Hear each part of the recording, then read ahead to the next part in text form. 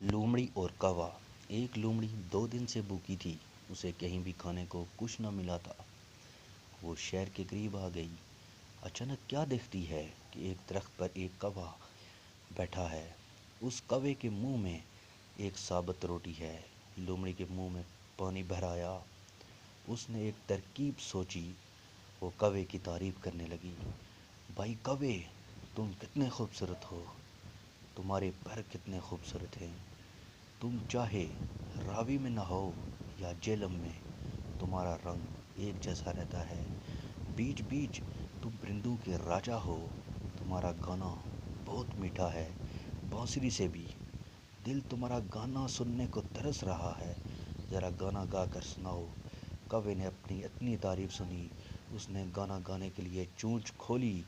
چونچ کھلتے ہی روٹی نیچے آ گری۔ لومڑی بڑے چاؤ سے اسے کھانے لگی۔